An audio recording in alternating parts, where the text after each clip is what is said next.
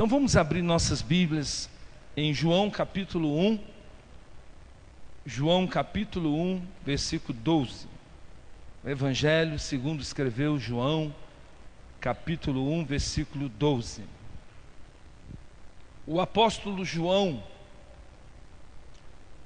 foi o homem que mais teve intimidade com Jesus. A Bíblia diz que a intimidade de João com Jesus era tamanha que quando Jesus parava para descansar, era a prática de João encostar sua cabeça no peito do lado esquerdo de Jesus para ouvir os batimentos cardíacos de Jesus. E a Bíblia identifica João como o apóstolo a quem Jesus amava. Havia um amor de Jesus para com João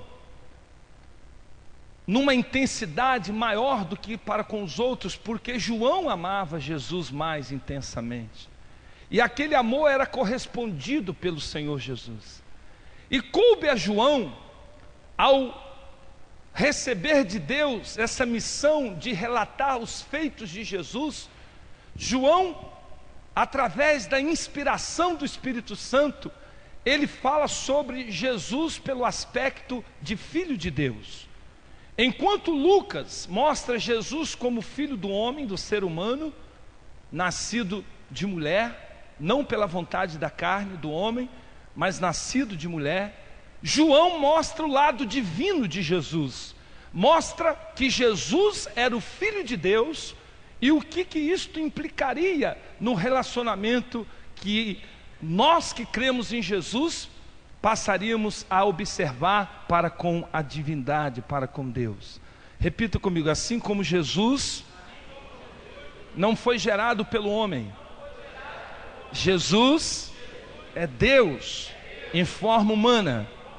Assim nós, que cremos em Jesus, nos tornamos filhos de Deus. O Evangelho de João faz sentido por esse aspecto, quando nós queremos estudar sobre ser filho de Deus. E olha o que diz no capítulo 1, versículo 12. A todos quantos o receberam,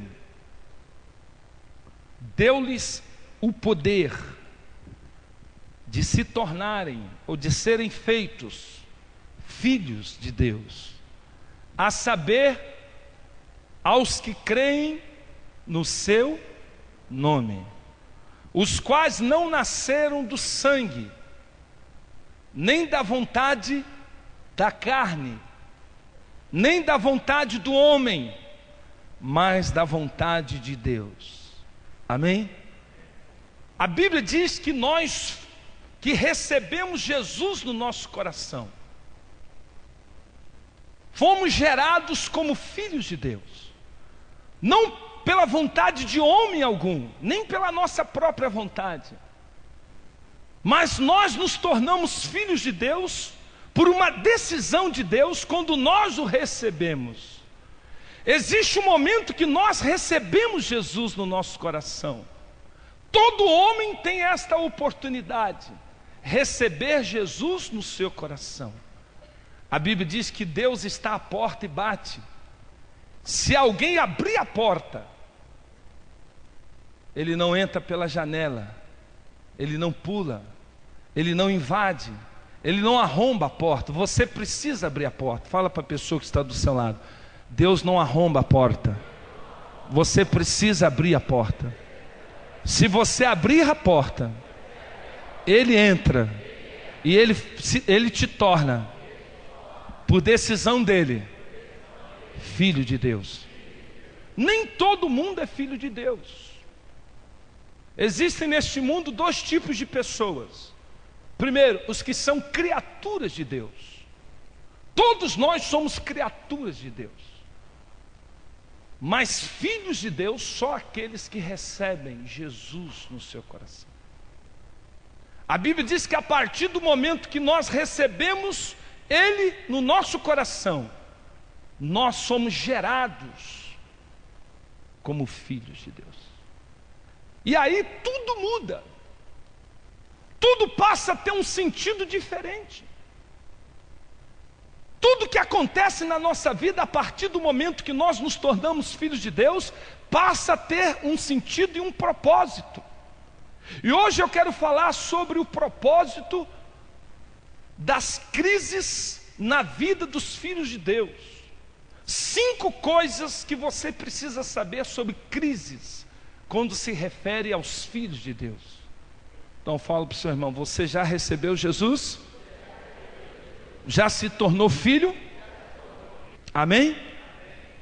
Primeira coisa, a crise na vida de um filho de Deus significa a mudança de uma fase. Crise, quem já ouviu falar nessa palavra? Essa palavra é muito usada no mercado financeiro. Crise no mercado financeiro. Ou no futebol, crise lá no Vasco, né? Quem quer uma crise no Vasco? Vocês têm que se converter, hein, gente? Misericórdia. Crise lá no Flamengo, crise no Corinthians, crise. Amarrado? É muito comum, amém. É muito comum ouvir crise em tal lugar. Crise na Argentina, crise no mercado imobiliário nos Estados Unidos. O que é crise? Crise é um colapso. Crise é uma sequência de coisas tidas como ruins, que leva pessoas ou o indivíduo a ter que tomar uma posição ou de se deixar sucumbir pela crise. Cada pessoa neste mundo procura lidar com a crise da maneira que pode, mas nós, como filhos de Deus, precisamos entender o que uma crise significa para nós. Fala, na vida do filho de Deus, tudo é diferente. Fala assim com a mão, fala, tudo mudou quando eu me tornei filho de Deus. Então a primeira coisa que nós temos que saber sobre crise na nossa vida como filho de Deus é que a crise, ela significa uma mudança de fase na nossa vida. Nós podemos enfrentar crise no casamento, nós podemos enfrentar crise financeira, mesmo sendo filho de Deus. Nós podemos enfrentar crises emocionais, mesmo sendo filhos de Deus. Só que na nossa vida de filho de Deus, a crise significa, primeiro, uma mudança de fase. Vou falar um pouco sobre casamento. O casamento, ele é constituído de fases. Quando uma fase está terminando, geralmente uma crise se estabelece. Por que se estabelece uma crise? Porque aquilo que o casal está vivendo, a maneira com que eles estão se relacionando, a maneira com que o casal está lidando com os seus problemas, com os seus desafios, com os seus sonhos, com os seus objetivos, com as suas demandas. A mulher deseja realizar algumas coisas, o homem outras coisas. A maneira com que o casal está lidando com essa demanda, muitas das vezes gera uma crise. É porque eles precisam mudar a maneira de agir. E aí o casal que não tem a direção apostólica, bíblica, eles começam a achar que o casamento está acabando. Eu acho que meu casamento está acabando. Eu acho que eu vou me separar, porque nós já não nos entendemos. Nós já não estamos falando a mesma língua. Eu ouço muito isso. Mas isto é um engano de Satanás. Porque na verdade o que está acontecendo é que aquela fase está terminando e está começando uma nova fase. Mas as pessoas ali O casal não está entendendo isso, não tem maturidade para entender isso. E eles começam a brigar um com o outro. Eles começam então se tornar inimigo um do outro, porque eles não estão discernindo a mudança de fase que eles estão vivendo. Quem está entendendo, diga amém. A mesma coisa acontece entre pai e filho, entre pais e filhos. A criança vai mudando de fase, e muitos pais continuam lidando com o adolescente, com o pré-adolescente, como se ele fosse uma criança ainda. Já não funcionam as suas técnicas, ou as suas táticas que funcionavam há anos atrás. Você agora precisa se especializar em pré-adolescente, meu filho. Precisa estudar. Adolescente é diferente de tudo. Essa fase de 10 a 15, todos os pais se perdem quando a criança começa a mudar. Todos os pais. Uns se perdem mais, outros menos. Felizes são aqueles que estão na igreja, que pode colocar os seus filhos no Docmus, e já resolve 50% dos seus problemas. Não resolve 100 não, resolve 50. 50 é você que tem que resolver. Não te isenta de responsabilidade. Você precisará mudar a fase na sua cabeça. Começam a querer namorar. Pai. Aparece o primeiro candidato e você o repreende em nome do Senhor Jesus. Não é fácil. E um belo dia sua filha vai chegar para você, o seu filho vai dizer: mãe, pai, eu estou apaixonada. E não é por Jesus. E você doido que fosse por Jesus. Mas não dessa vez. Não nesta declaração específica. Por alguém. E aí, como é que você vai lidar com isso? E tem pais que ficam perdidos. É claro que nós não vamos falar aqui sobre tudo. Mas o que eu quero te dizer é que a crise se estabelece ali.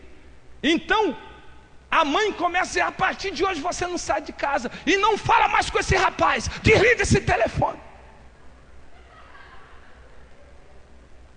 É uma autoridade assim. Ali começou uma crise entre mãe e filha, entre pais e filhos. Você não sai de casa hoje, e a partir de hoje você tem hora para chegar. Está hora assim, assado. E começa o radar funcionar a partir de hoje, né? O radar móvel começa a funcionar onde você está. Olha, eu comprei esse celular para você. Tão boazinha. É um presente, sabe? Que nada, aquilo é para vigiar o filho. A partir de hoje, a filha. Crises se estabelecem. E nós muitas vezes não entendemos. Não conseguimos entrar no mundo dos nossos filhos. E o grande desafio dos pais é entrar no mundo dos seus filhos em idades específicas, quando as fases mudam. O ser humano muda de tempo em tempo. Existem coisas que só ocorrem a pessoas com mais de 35 anos, entre 35 e 45. Quem está nessa, como eu? Quem está nessa faixa de 35 a 45, levanta as duas e fala: Senhor Jesus, tenha misericórdia. Aleluia. Porque a partir dessa idade você começa a ver o fim da sua vida. Quando você tinha 10, você só via até a metade. O menino outro dia falou comigo, um desses pequenininhos aí: quantos anos você tem? Aí eu falei assim: eu tenho 37. É isso mesmo, tá, irmão? Não é pela fé não. Aí o menino falou: você é velho, hein? Ele pensava que eu tinha uns 10, 12. Está nesse nível. Quando você faz 35 anos, você começa a ver o final. Quando você tinha 15, você só conseguia ver até 35. Você conseguia ver 20 anos depois, mas mais de 20 não. Fez 35, você começa a ver 55, 60, 70, 80, papai. Não vou nem falar nesse assunto que dá crise. Olha, queridos, as crises na vida do Filho de Deus, elas não significam destruição, elas significam mudança de fase. Porque a Bíblia diz que você já está pré-aprovado para ser mais do que vencedor. Então levanta as duas mãos e diga assim: eu sou o que a Bíblia diz que eu sou. E a Bíblia diz que eu sou mais que vencedor em todas as coisas. Haja o que houver, eu já sou mais que vencedor. Amém? Quem pode aplaudir o Senhor? Aleluia! Na vida do Filho de Deus, tudo vai ter uma solução. Se você buscar, Deus vai usar alguém, vai usar o bispo, vai usar o pastor, e a sua vida vai ter uma solução, por mais difícil que seja a fase que você está passando. Se o teu marido te deixou, se a tua esposa te largou, se o teu filho saiu de casa, se você descobriu que o seu filho está usando drogas, fique tranquilo, você é filho de Deus. Na vida do Filho de Deus, tudo tem uma direção, tudo tem uma resposta de Deus, tudo tem uma solução plausível, e Deus vai trazer para você a direção certa. Deus não vai te deixar sozinho, porque está escrito: não te deixarei e não te desampararei. Isso é para os filhos de Deus. Segunda coisa,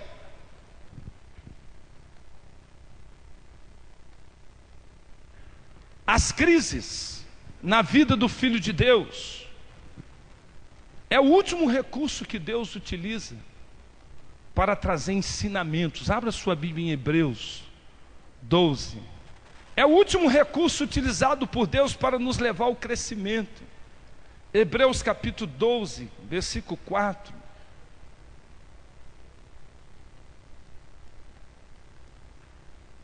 Fala para o seu irmão: essa crise não vai te destruir.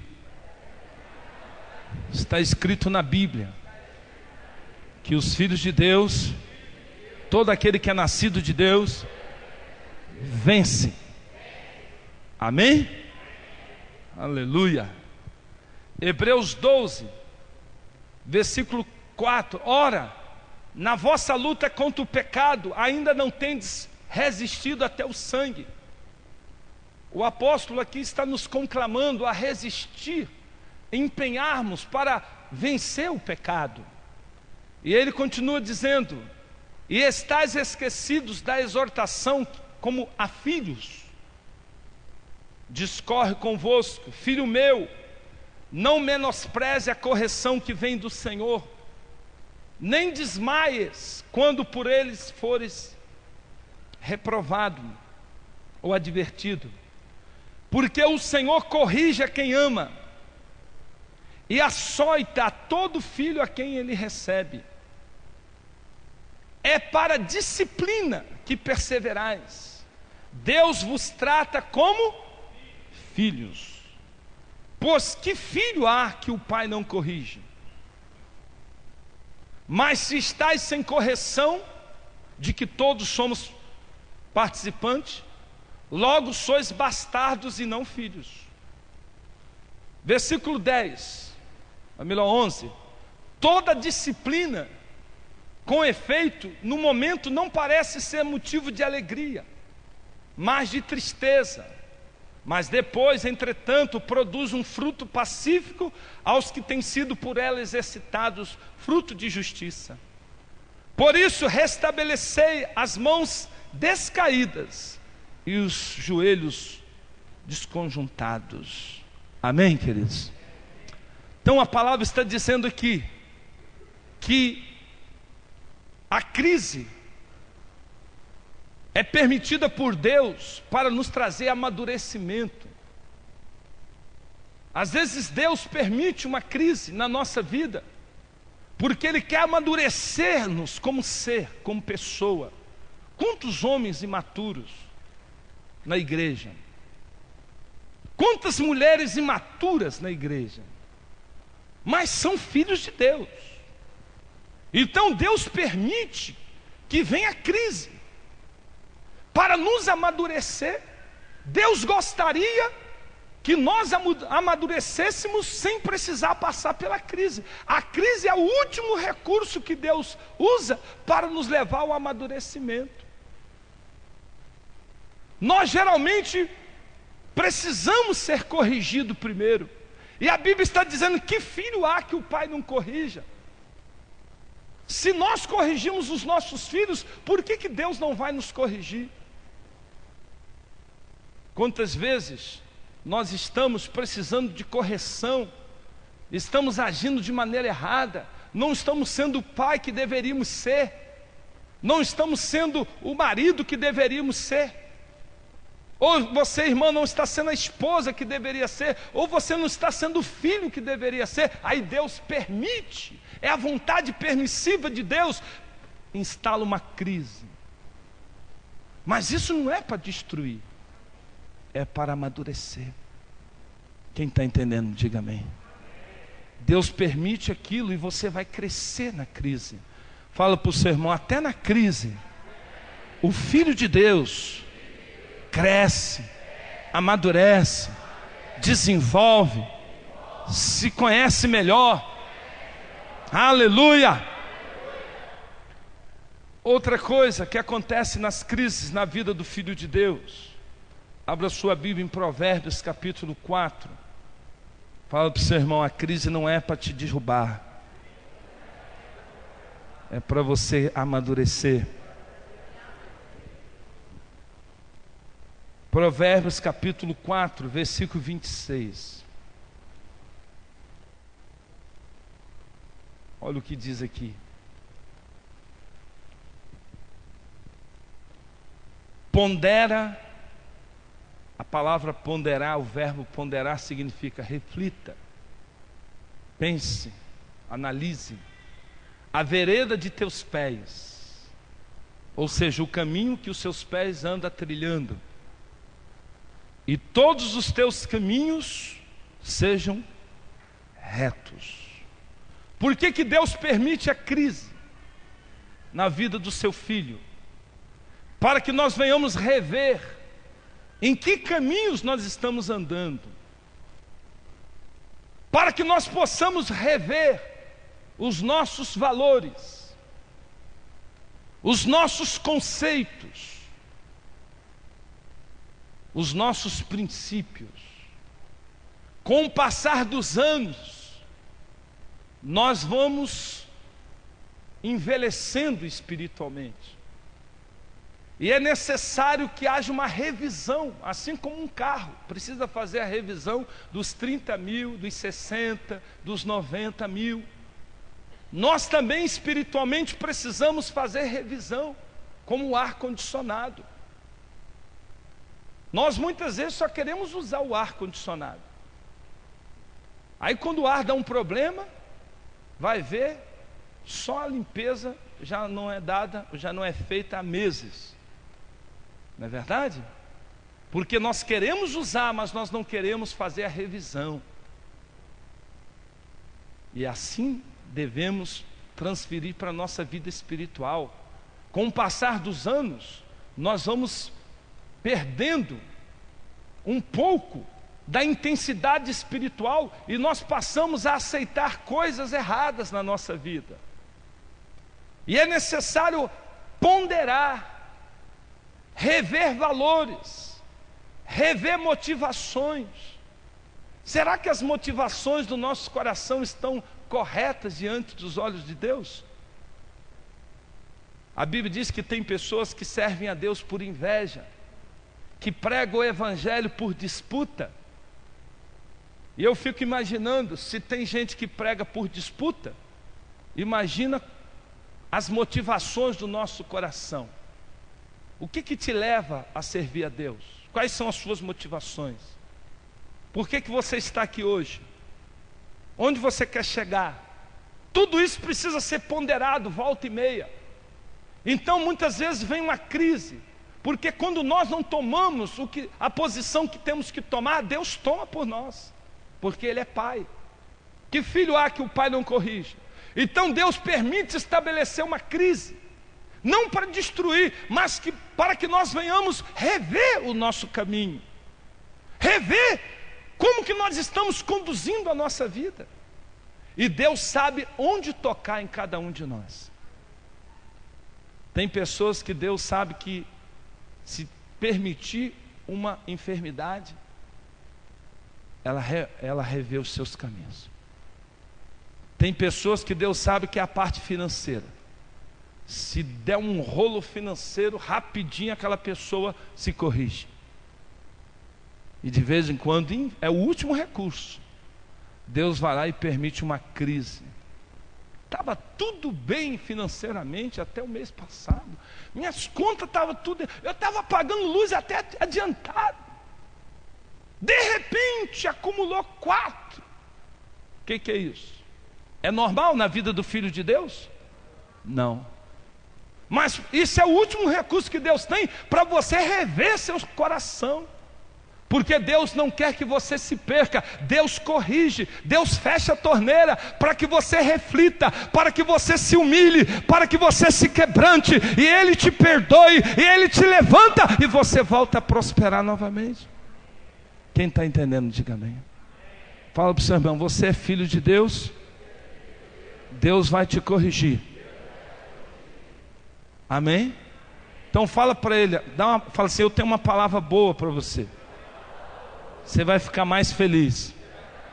Corrija-se a você mesmo mais rápido. Sofra menos. Economize sofrimento. Amém? Por que todo dia o bispo está chamando? Vem aqui na frente, vem aqui buscar ao Senhor, vem aqui. Porque Deus está te dando oportunidades de você se corrigir.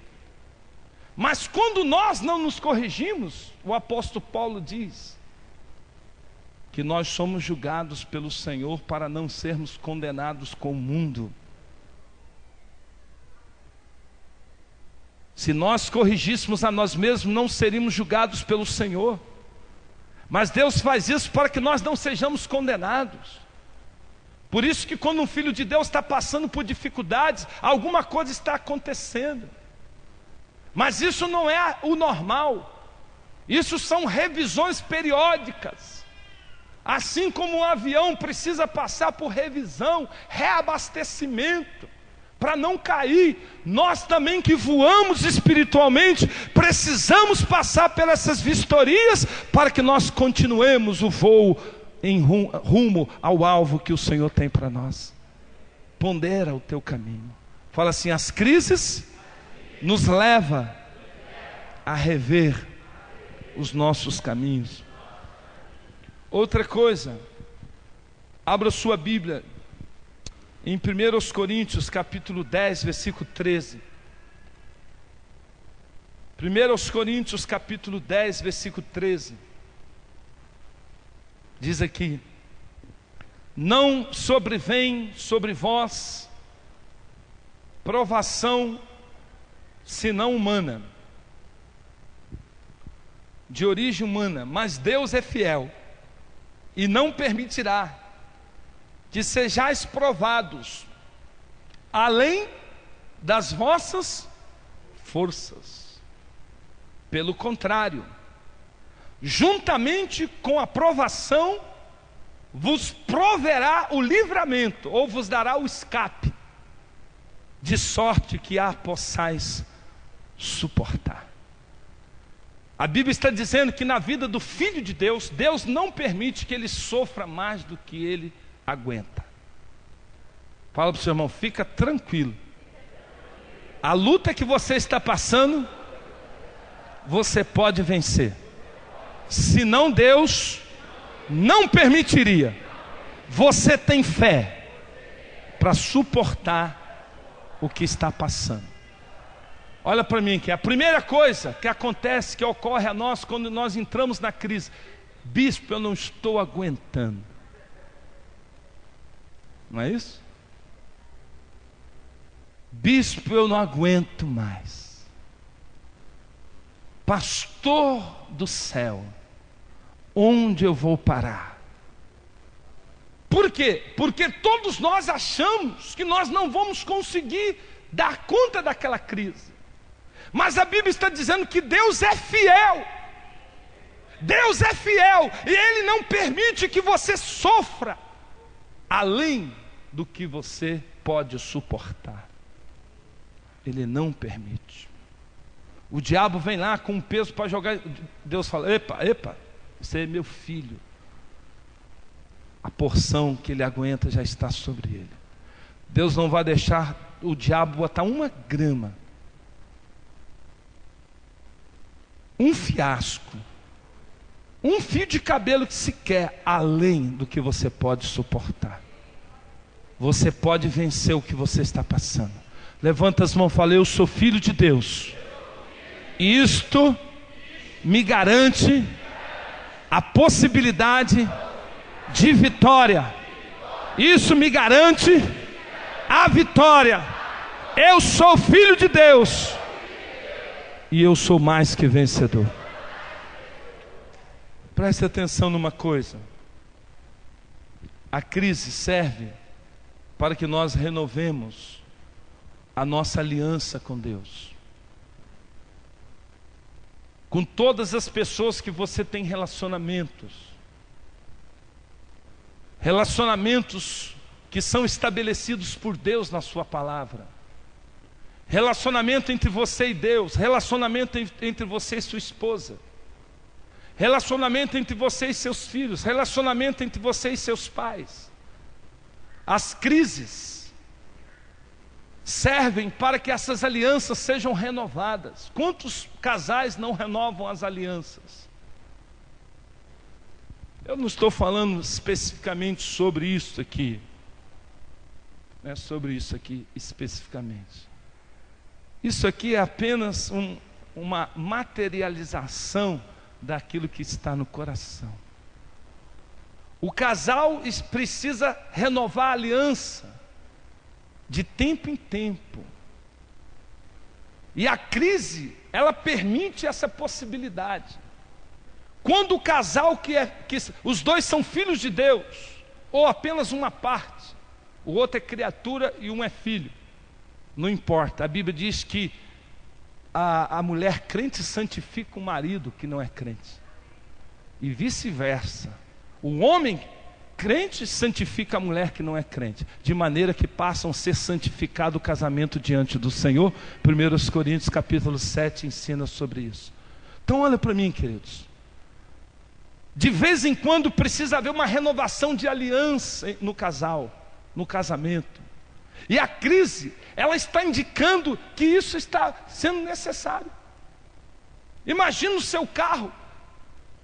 De repente você entra no carro, vira a chave, volta lá,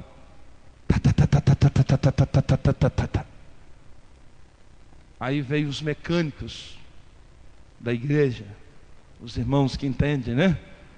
Isso aí é motor de arranque, isso é bateria, isso é parte elétrica, isso é gasolina que acabou. Vem um monte de informação. Aí você fala assim: olha, vamos dar um tranco. Não é isso? Bateria, meu filho, acabou. Às vezes no casamento a bateria acaba, mas dando um tranco vai, pega, né? Empurrou, pegou.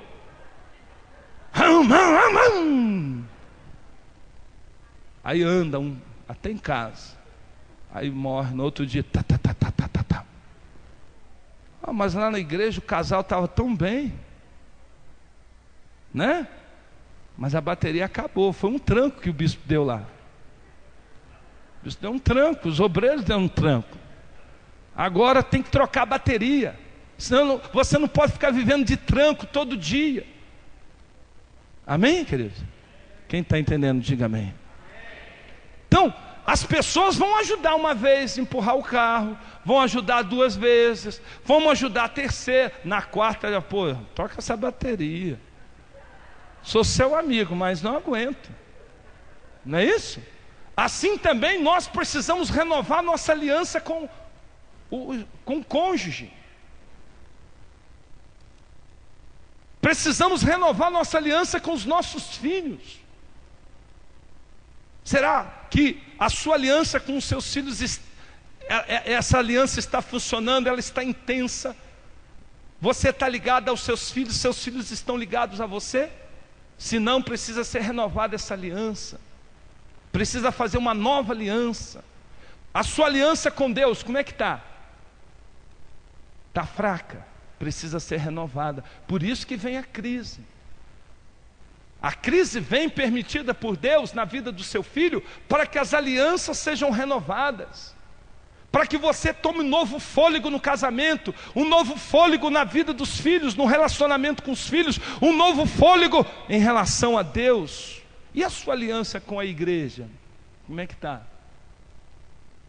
Ah, eu vou na igreja só domingo. Só que o pau está quebrando todo dia aqui, meu filho. E você só vem domingo. Como é que está a sua aliança com a igreja? Está fraca. Você está perdendo muita bênção. Você está deixando de receber tanto de Deus, porque a sua aliança é muito fraca. Você precisa ter uma aliança forte com a igreja Fonte da Vida, participar dos cursos da igreja, participar do discipulado, participar das reuniões, das campanhas, dos seminários. Deus tem a resposta. Deus tem a direção para a sua vida. Deus te conhece. Deus sabe de tudo que ocorre na sua vida. Ele sabe do que você está precisando.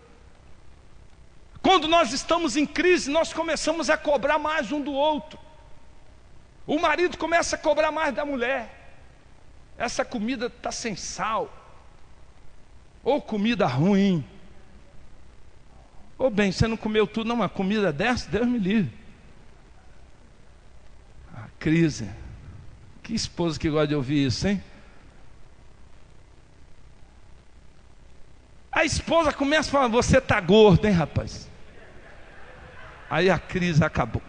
Aí que a crise, quando fala assim, a crise se estabelece. Não é isso? Quantos casados gostam de ouvir que está gordo? Diga misericórdia. Quem não gosta, diga amém. Tem irmãos que não sabem nem mais o que fala. Não fala nem amém, nem misericórdia. Travou o sistema. Tem que reiniciar, meu filho. Travou. Crise. Por quê? Porque nós começamos a cobrar muito do outro.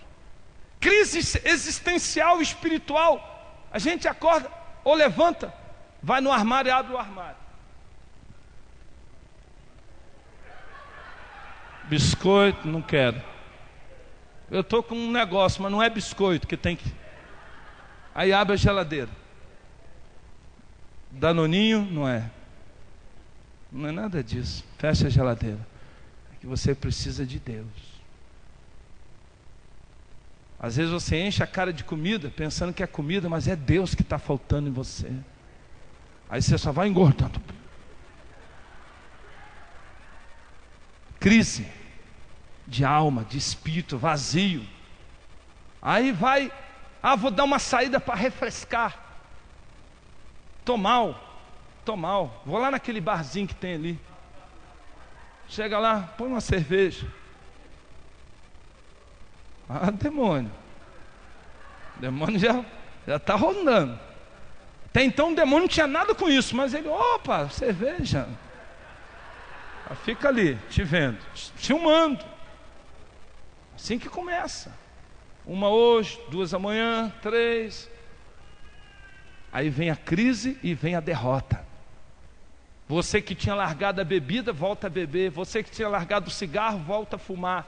Você que tinha largado a droga, volta a usar droga. Por quê? Porque você não soube lidar com a crise. Você não tomou a posição correta que deveria tomar no momento da crise, e a crise te engoliu. Quem está entendendo, diga amém. Deus está falando com você essa noite. Olha o que diz aqui em 1 Coríntios capítulo 2 Coríntios 12, 2 Coríntios capítulo 12, versículo 9. Olha o que diz a palavra do Senhor. Então o Senhor me disse: a minha graça te basta, porque o meu poder te aperfeiçoa no momento da fraqueza, momento da crise. De boa vontade, pois, mas me gloriarei nas fraquezas, para que sobre mim repouse o poder de Cristo. Pelo que sinto prazer também nos momentos de fraqueza, que é os momentos de crises, nas injúrias, nas necessidades, nas perseguições, nas angústias, por amor de Cristo, porque quando eu penso que estou fraco, é aí que eu estou forte. Aleluia! Então levanta as suas mãos e diz assim: quando eu penso que eu estou fraco, quando eu penso que eu vou ser derrotado, quando eu penso que a crise vai acabar comigo, que a crise vai me destruir, Deus me mostra que quando eu me sinto fraco, eu sou forte. Digo fraco, eu sou forte. Eu sou forte. Ouça, Satanás, nada vai me derrotar. Eu sou filho, herdeiro de Deus, e isto me dá o direito de ser mais que vencedor. Vamos dar um aplauso ao Senhor. Aleluia! Eu queria que você abrisse ainda em Jeremias 32, 39. Jeremias 32, 39. Essa palavra para os filhos de Deus. Quem é filho de Deus aí, diga aleluia. Então recebe essa aí, meu irmão. Jeremias 32, versículo 39. As crises servem para renovarmos a nossa aliança com Deus. Dar-lhes-ei um só coração, um só caminho, para que me temam todos os dias, para o seu bem e o bem de seus filhos. Farei com vocês uma aliança eterna, segundo a qual não deixarei de lhes fazer o bem.